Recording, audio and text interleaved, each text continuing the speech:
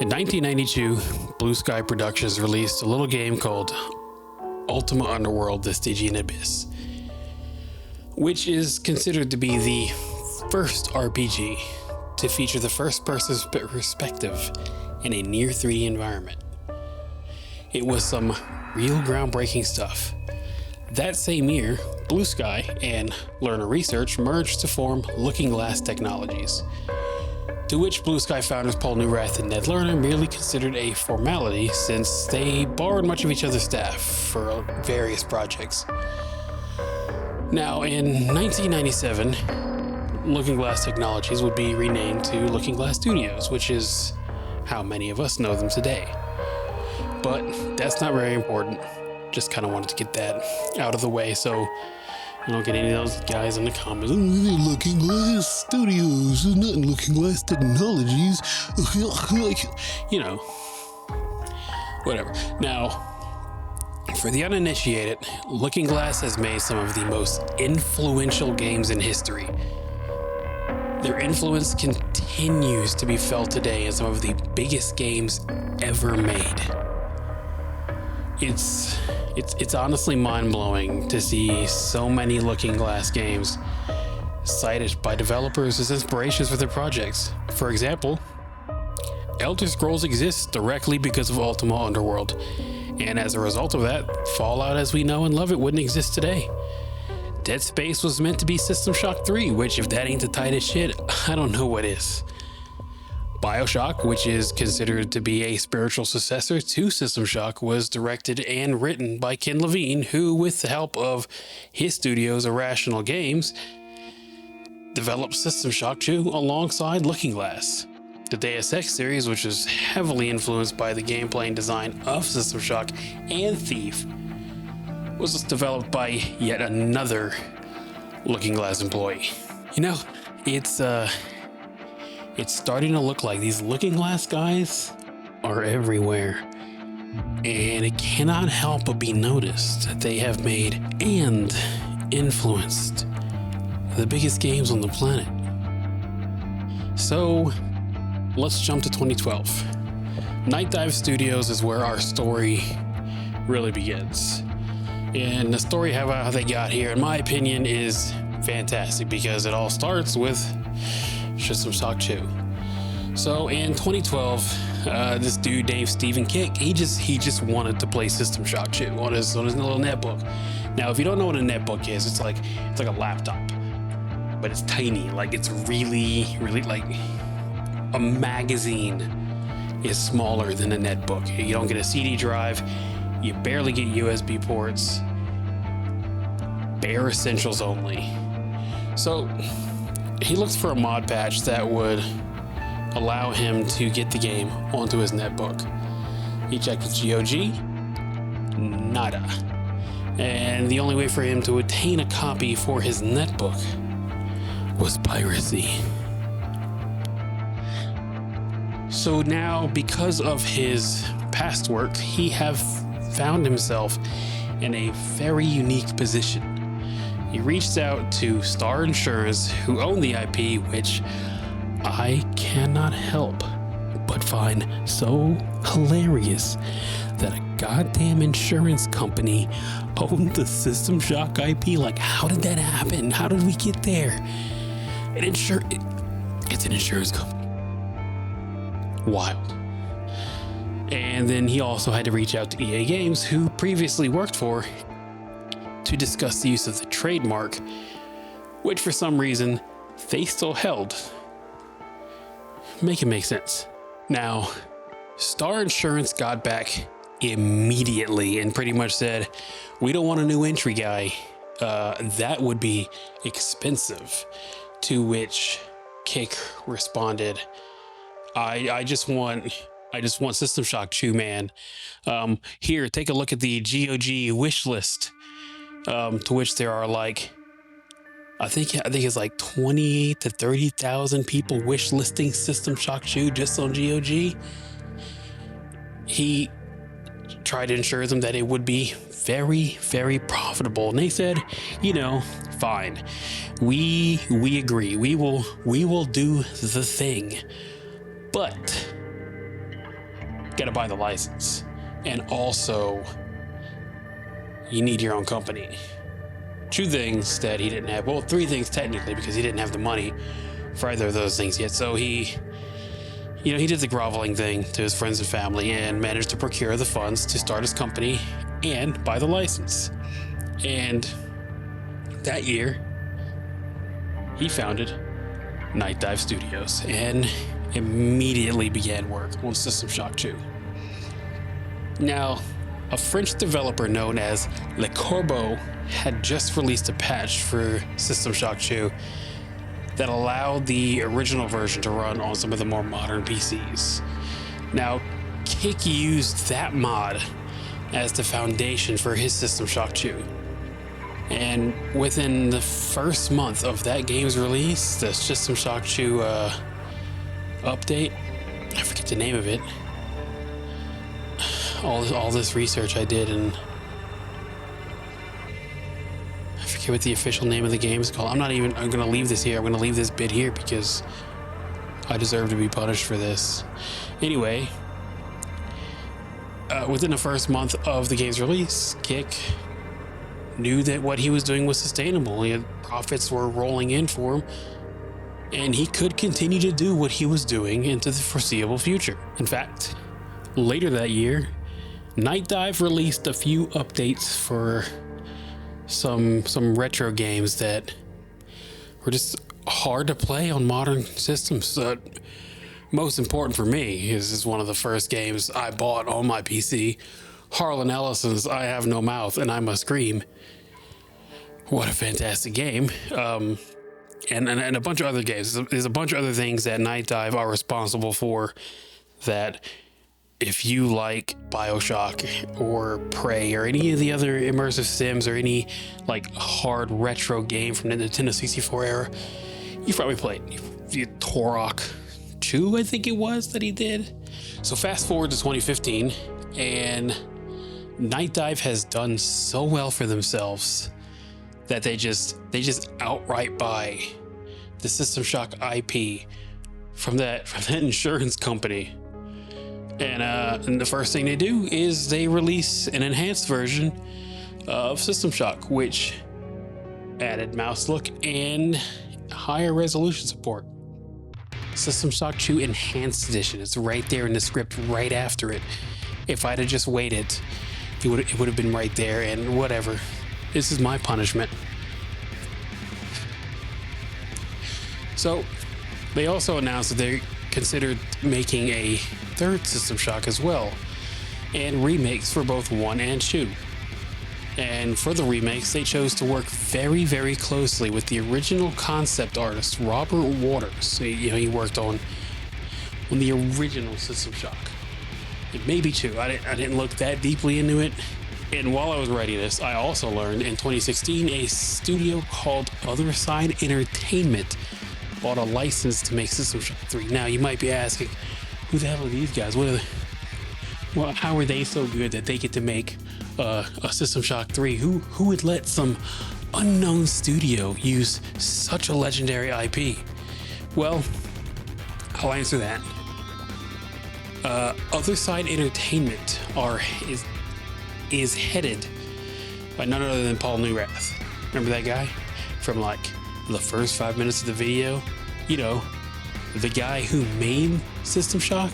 So in 2023, after so much bullshit, we finally got it.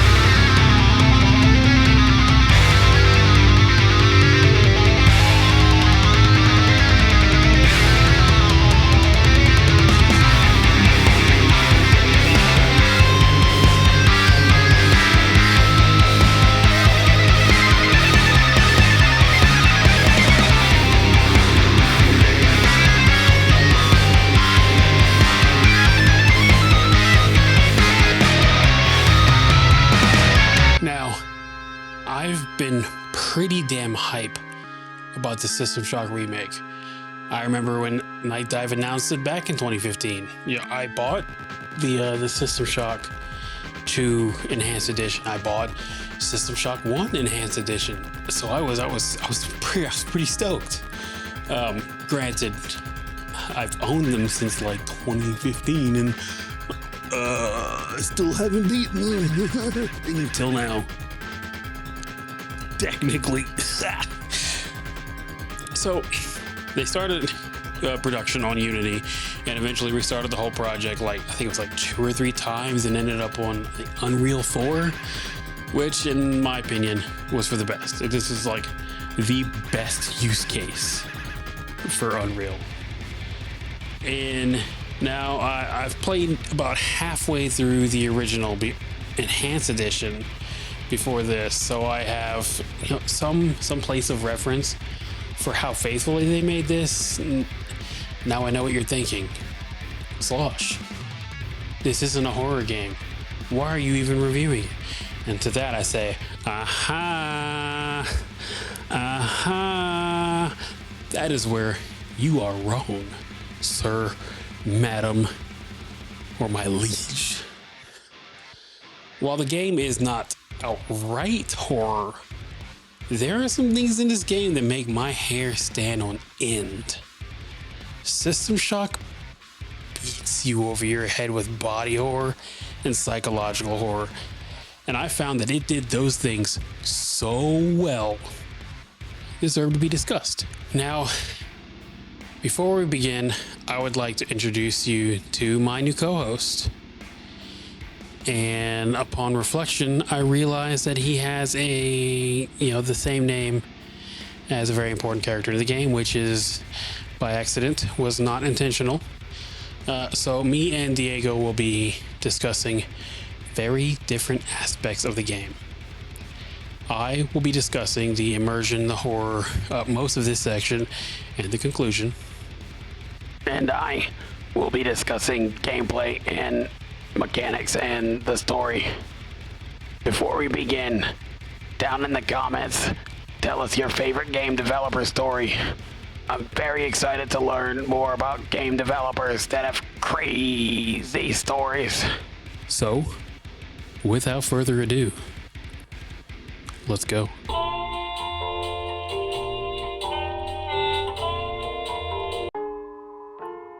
So, from the moment that you start your game, you are thrust into a really great first-person perspective. Being first-person for this type of game, I think, really establishes your place in the world. Being stuck in first-person forces you just to witness how large everything is compared to you. From the architecture to even the most basic enemies, everything towers over the player character. I mean, there are some exceptions, but most things are larger than you.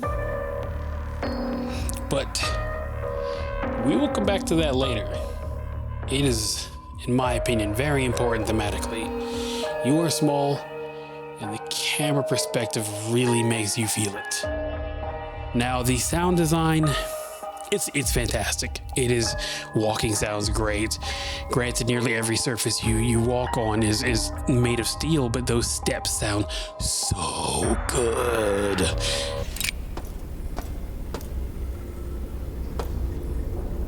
And don't even get me started on the guns. Oh my God, listen to this shit, Jesus Christ. Religious background checks. Executive run.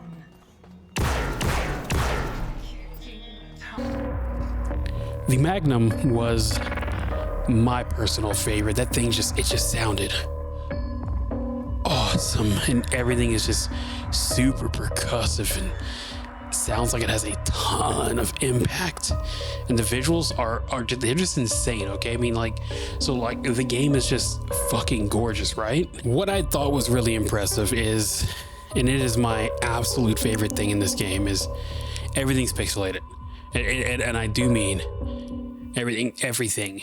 When you look really close at stuff, it looks like an old PS1 game or like a 90s PC game. and I love that so much thought went into just designing everything to just have that look. And it is so good. I cannot describe the way the graphics make me feel, but I've never experienced anything like it. I think I think just because of how everything was made, I think the visuals even, I think it's gonna hold up. I think even if there's a huge graphical shift like 20 years from now, we're still gonna be looking at the System Shock remake saying, "God damn, that's a beautiful game." When you're far away from stuff, you know, light reflects off of shit, and from a distance, everything looks great. And then you get real close, and everything, it looks pixelated, but it still looks great. And let's get to the design of the enemies, bro. Those things are horrifying. They're like, they were once people, and now most of them are like human hybrid machines. Or some of them are just outright mutants, and the mutants don't seem to retain their faculties. But the cyborgs, man, it is tragic. I noticed about halfway through the game, as I was sneaking around trying to find one of the cyborg enforcers, and I hear this frightened human scream from it. My body! Where is it? Which is immediately silenced by its computer programming. And the computer tells the human inside, I am perfected. the enforcer, in my opinion, it's a real testament to the body horror. It communicates to the player that the humans are still alive, and they are suffering and have been suffering since Shodan converted them into cyborgs. And the human isn't even fully aware. They only experience brief flashes of lucidity that are rapidly shut out by the cyborg programming. A lot of enemies seem to experience this as well. Not all, which makes sense. Shodan would have rapidly been making improvements on their cyborg technology. But it is just, we're going to talk about it later more, but it is just, wow. So, back to feeling small. Before the events of the game, the player character was just a lowly computer hacker living in the slums of some mega building. Through his sheer bad luck, he ends up in the absolutely massive Citadel station, where he is ordered to unshackle Shodan. And in that scene, Edward Diego appears to him as a huge hologram, and all the guards tower over the player. And one of the first enemies you encounter is a mutated human, and they're slouched brutes, but even slouched, they're taller than the player. If these monstrosities stood upright, they would completely dwarf the player. All this to say, the game and Shodan considered the player to be an insect. The player character likely feels like one in a world where even the lowliest minion is not much smaller than he is, but the world's big. The hacker's a coward. He's small. But one of my favorite bits I discovered was a text log describing why the Citadel station is described in such an infuriating way. On a gameplay level, we the player, we know. It's so things just aren't so easy for the player. But in world, there is an amazing explanation to test the effects of stress on long-term space expeditions. Yeah, I love it. For those familiar with BioShock, you already know that game has a multitude of audio logs, and this is where they're from. That whole audio log thing. This is its dad. This is its dad. And I played a little bit of the original, and some of the audio logs in that game, in that version, were not great.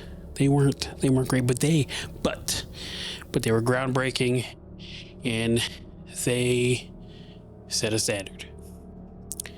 In the System Shock remake, however, those audio logs are phenomenal. Some of them are just crew members going about their day, not a care in the world. But most of them, they are fighting for their lives or hiding and begging and pleading. Some of them even contain last rites, regrets, goodbyes. One of them is a dude who tells his fucking wife to tell his cat that he says goodbye. His cat. He doesn't even tell his wife goodbye. Just the goddamn fucking cat. It's fucking hilarious. So to say, the audio logs are superb. The audio logs are superb in the System Shock remake, and they really make you feel and sympathize for the crew of the Citadel, for the most part. The executive crew members were some of the most disconnected dickheads I have ever heard speak. Jesus Christ. Now, a lot of the horror in this game comes from those audio logs, hearing the crew and what they were going through, and then seeing the cyborgs and mutants just roaming the halls just really emphasize how dire their situation was and how all of it was your fault. Now, after playing System Shock, I have come to the conclusion that it is not just a game, but an experience. It was hard for me not want to dive into the world of the Citadel. Even now, I have intentions of exploring this world of System Shock more. And God, I'm stoked. It's coming out on PS5 this year. Maybe. We'll see. I'm excited. Oh, I want it. And I will be buying it. Yeah, so I'm no stranger to the world of immersive simulation games. So being able to experience like the granddaddy of them all, the whole genre, little baby burp, being able to experience the granddaddy of the entire genre was a truly transcendental experience for me.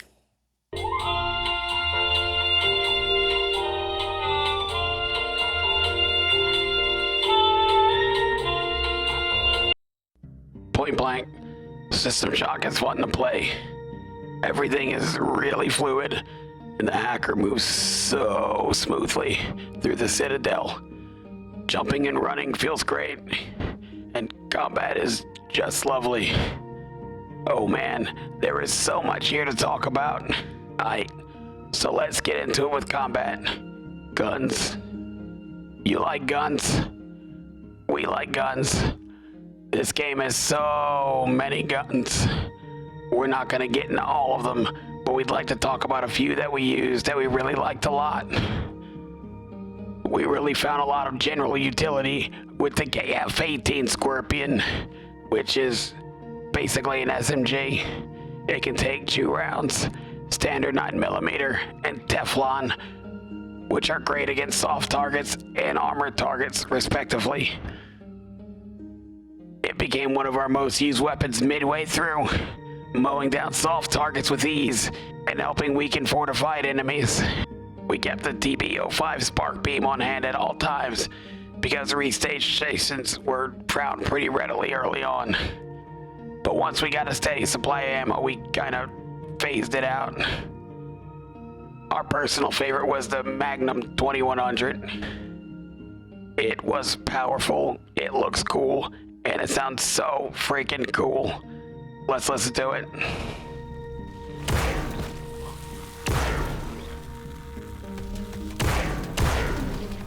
Now, combat is pretty great. We played on controller and mouse and keyboard. And mouse and keyboard is a clear winner in terms of versatility and flexibility. Enemies can be pretty fierce in their tenacity to kill you, but other times they're also brain dead. If you stand in a corner and peek around and bait them out to shoot you, they just do that on repeat until you shoot them dead with no issue. Some of the hardest enemies in the game will fall for this bamboozling. before learning how to cheese them, the enemies are particularly vicious. The game has quite a few boss fights as well, and we really enjoyed every fight with the Cortex Reavers. They're tough fights and fun fights, plus the design of these things is absolutely horrifying. The fight with Edward was fine, tough and fun, but we found his design to be kinda lacking. It was basically this game's Atom Smasher. We played on normal difficulty because it was drilled into us pretty early on that it's hard by default, and it definitely lives up to that reputation, which is genuinely appreciated. We love hard games on this channel, but maybe we should have set the puzzles to hard. Not sure if they were easy or we just liked them so much that the puzzles felt easy. But they were genuinely fun, and it was really great seeing the daddy of all BioShock puzzles. System Shock is adamant not telling you anything, so you have to surmise your objectives from what the voice and text logs and also the occasional direct contact from crewmates. But in this, System Shock has created the ultimate sandbox. You can tackle each floor and each objective as you see fit, which is generally traditional of immersive simulation games. The game also throws several augments and pieces of equipment at the player. While most are generally passive, many can be used to completely circumvent some of the hardest parts of the game, as also is tradition. We had so much fun finding little shortcuts and little Easter eggs hidden within the walls of the Citadel, and the game really encouraged us to explore every nook and cranny. When we saw a part of the map not completely filled in, you know we had to do it to them. System Shock is a rich tapestry of features and opportunities for the players to get lost in. We just can't believe it took us 20 years to experience this. The combat is generally fun, and the game rewards you for exploring and looking down every hallway. Very good. Very, very, very good.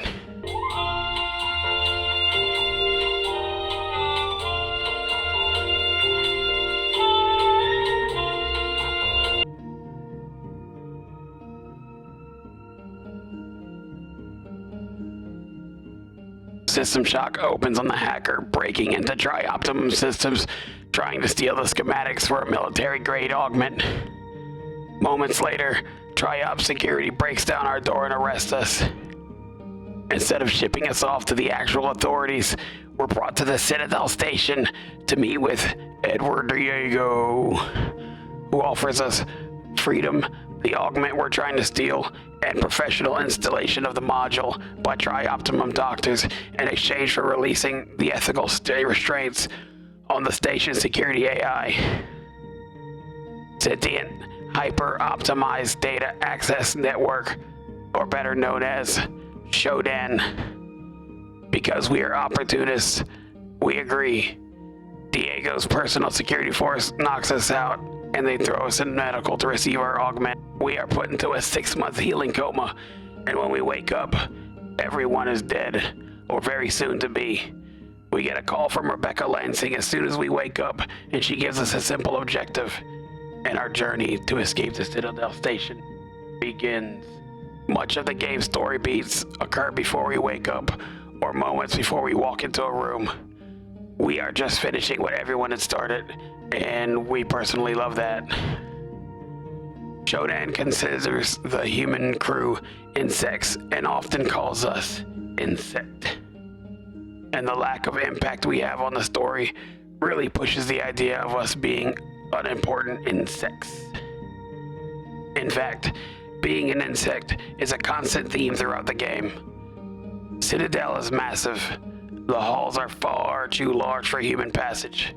The only passages and rooms that are fit for human are basically maintenance hallways and small rooms where you have to crawl like an insect to even navigate them. Everything in the game towers over us, communicating to us that this was never a place for humans. All of Shodan's creations are massive. They fill the doorways and hallways. They impose themselves into every space as if everything was made for them. The designs of the world reflects the themes and the stories back onto us. We are opportunistic insects.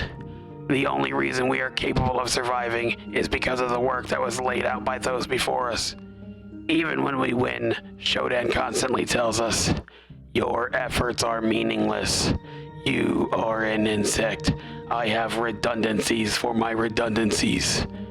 Why should a god be worried about an insect? Shodan keeps this attitude to the bitter end, and we found this really exemplified the role of the hacker in the story.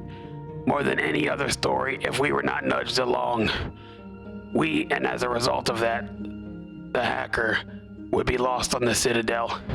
Death and assimilation would be guaranteed. The hacker is an insect. System Shock paved the way for experiencing stories like this in such a disconnected way. It is no wonder that System Shock 2 took what was made before it and vastly improved on the formula, setting a standard for storytelling and the immersive sim and horror genres.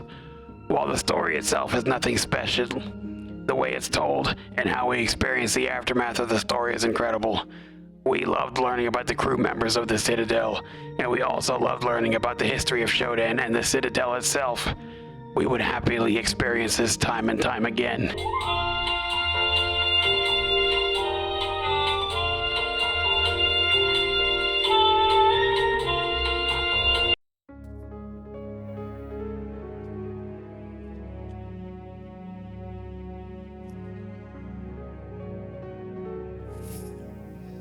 How'd you like him? How'd he do? He did all right?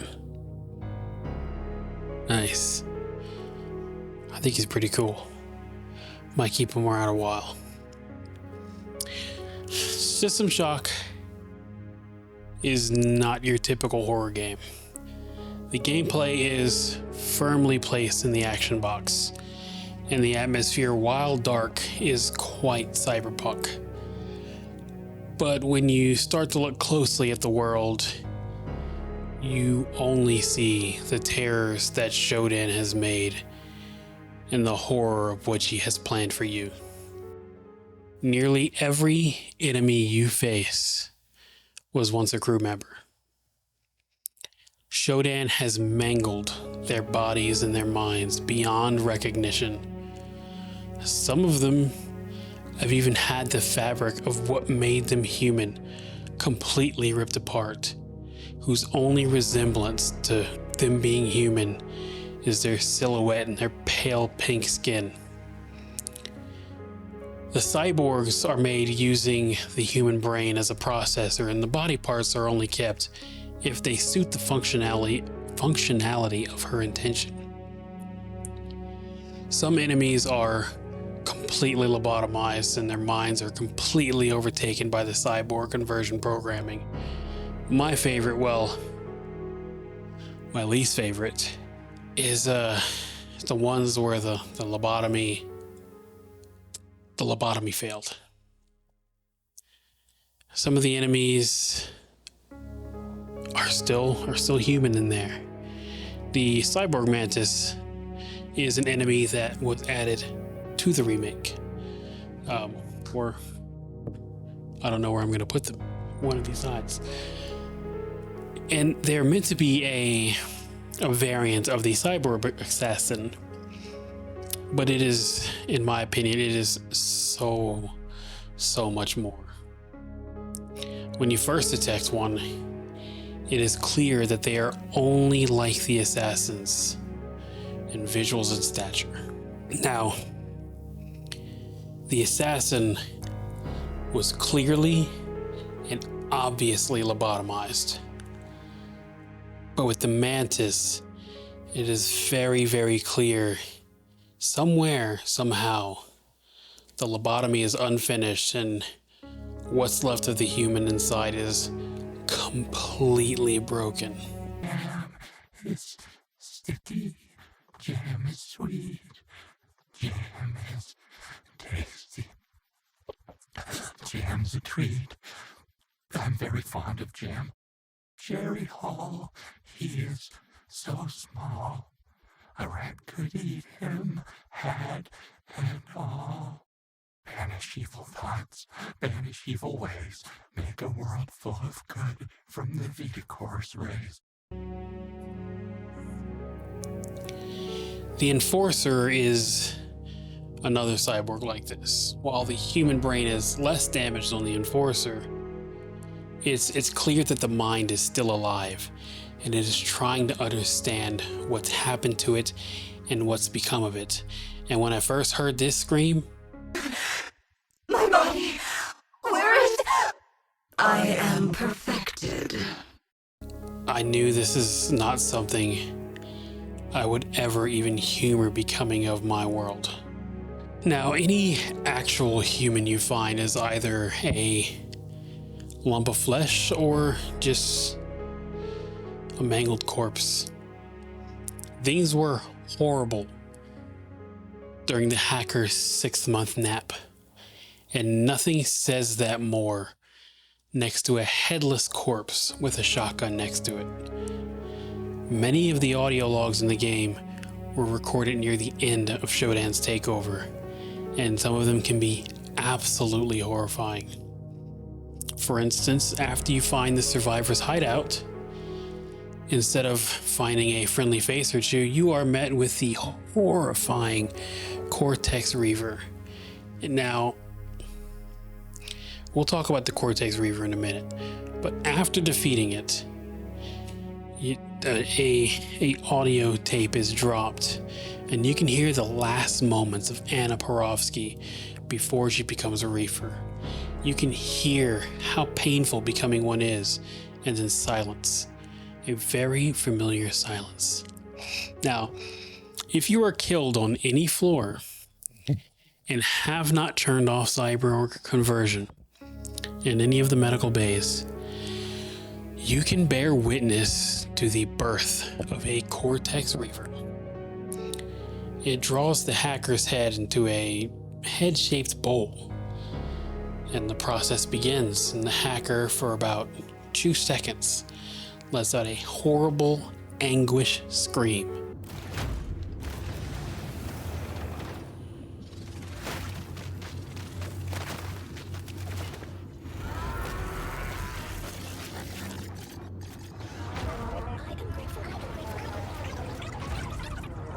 I am grateful that you decided to make this choice and join me.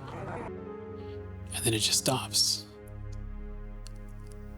And you know the hacker's gone forever. Nothing about the scene is itself horrifying except for that god-awful scream and how quickly it ends. It's not about how painful the scream is. I mean, that helps. But it's how quickly that scream stopped that is terrifying. And a lot of the game is like that.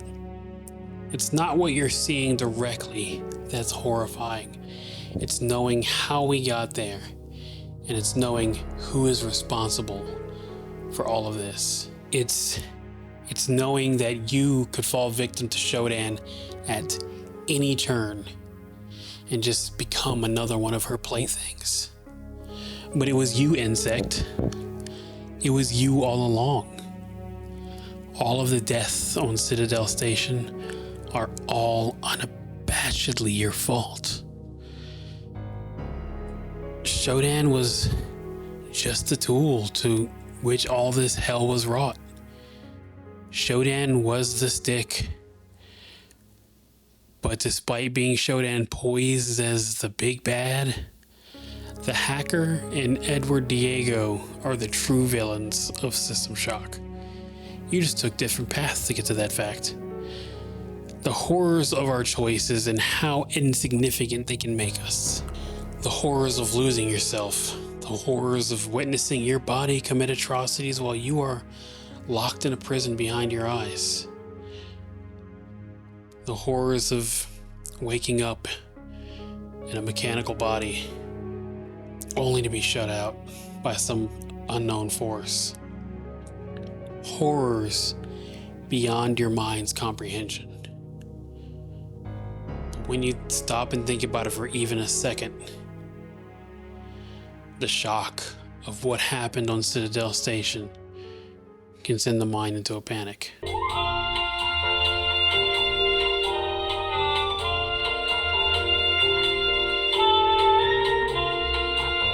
System Shock 2023 is an incredible modernization of one of the most important games in history. I found that it took everything from what made the original special and just really shined a light on it. Granted, I find the color scheme of the 2023 remake to be more realistic, but also a little more drab, especially like in the last chapter of the game on the bridge.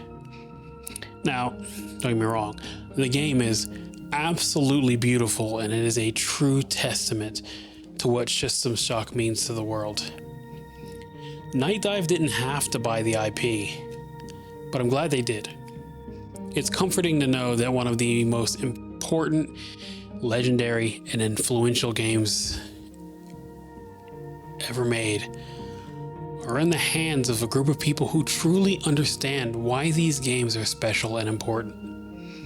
And I mean, come on, we're getting a System Shock 3 finally made by the guys who made System Shock to begin with. Still got a bit of an update. Other Side is no longer involved. So now near the end of this, after hyping up System Shock 3, it's not happening with Paul Newrath. I'm disappointed. But, big but, and I cannot lie, at least System Shock is in good hands. Anyway, so Night Dive, they're working on a System Shock 2 remake, which is genuinely exciting, considering this whole journey for them started with System Shock 2. So, let's move on to scoring, which segue to our next point. I've decided to do away with the point system.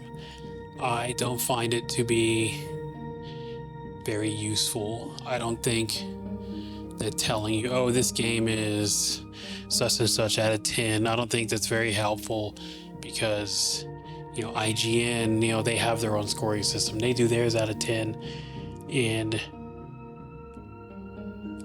I don't want my scores to be compared to their scores, or have anyone think that my score was influenced by their scores, or just scores in general. It's hard to quantify art, and I don't want to be quantifying art. I want to tell you if art is worth your time. So that is where we're at. It's just going to be me and Diego telling you if you should buy it or not. Piracy is illegal, and it's also very easy. You definitely should not find an affordable VPN and use a reputable torrent client. And definitely do not go on Reddit and look up our piracy. Do not do this. And definitely do not look up the mega thread located in the loot, pillage, and plunder subheader. Do not do these things. They are very bad. So, it isn't obvious at this point. You should definitely buy this. It is fantastic. If you love immersive and atmospheric experiences, this is it. The System Shock remake is something that you want to own wherever it can be bought, which right now, that's just PC. But coming this year, PS5 and Xbox Series S and X. Well, hello there. Welcome to the end of the video. We hope you had a lovely time. Well, since you're here, why don't you take a beat and help your old friend Diego? We go way back, don't you remember? Anyway, go ahead and click or tap one of those thumbs, and if you haven't, why not take a moment to subscribe? It's free. Also, Slosh streams every Monday, Wednesday, Friday, and Sunday at 8:30 p.m. on Twitch, which you can find the link to that below.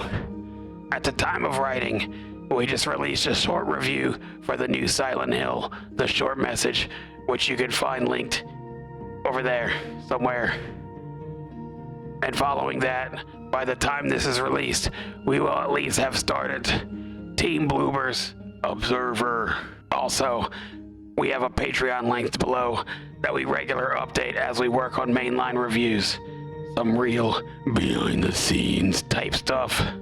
Anyway, Diego out.